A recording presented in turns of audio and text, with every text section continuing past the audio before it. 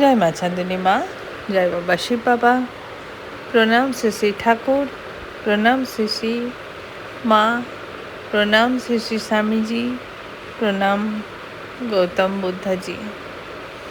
আজ বিশ্বব্যাপী national simplicity day চলছে।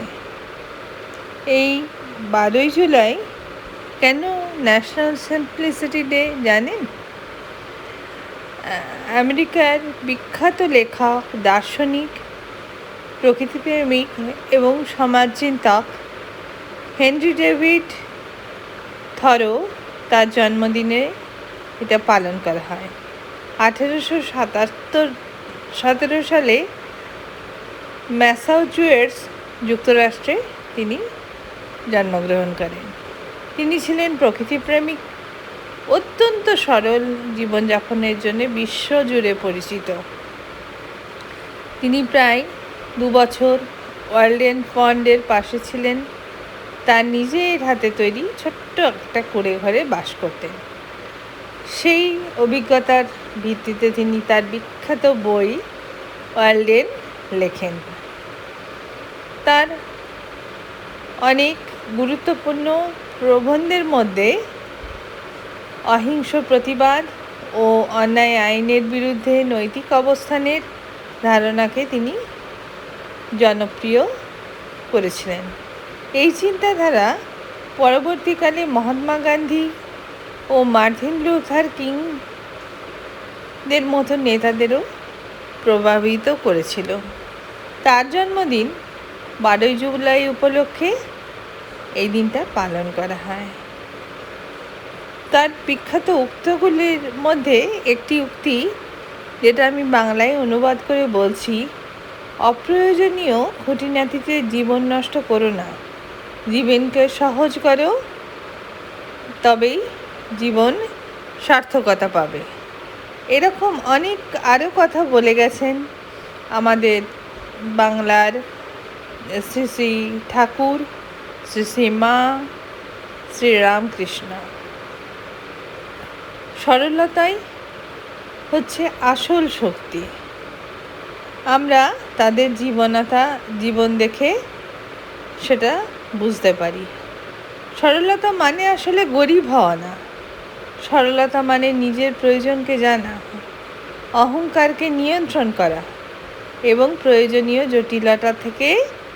অপ্রয়োজনীয় জটিলতা থেকে নিজেকে মুক্ত রাখা। যার মন যত সরল হয় তার সিদ্ধান্ত তত পরিষ্কার হয়।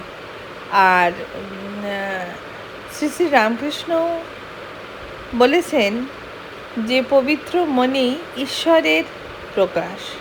মা সারদা শিখিয়েছেন সহজ হও, সবাইকে আপন করে নাও। স্বামী বিবেকানন্দ বলেছেন simple living, high thinking. Gautam Buddha দেখিয়েছেন অতিরিক্ত ভোগ না, মধ্যপথই শান্তির পথ। হেনরি ডেভিড থরো প্রকৃতির মাঝে প্রমাণ করেছিলেন কমেই অনেক বেশি আছে।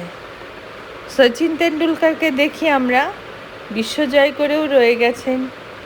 কত সিম্পল, কত বিনয়ী। মহেন্দ্র সিং ধোনিকেও আমরা শান্ত, সংযত ও মাটির মানুষ হিসেবেই দেখতে পাই। আরও অনেক মানুষ আমাদের জীবনে দাগ কাটে, যারা আমরা অনেককে দেখেই খুব অনুপ্রাণিত হই। আমার এক বান্ধবী আছে যিনি মনোবিদ বিশেষজ্ঞ, ডক্টর অঙ্কিতা কল। উনি কাশ্মীরি। উনি বলেন আজকের জীবনে কেন সরলতা দরকার। আজ আমরা জিনিসপত্র বাড়াচ্ছি কিন্তু শান্তি হারাচ্ছি। সোশ্যাল মিডিয়ার তুলনা, অকারণ প্রতিযোগিতা এবং অপ্রয়োজনীয় চাহিদা আমাদের মানসিক চাপ বাড়িয়ে দিচ্ছে।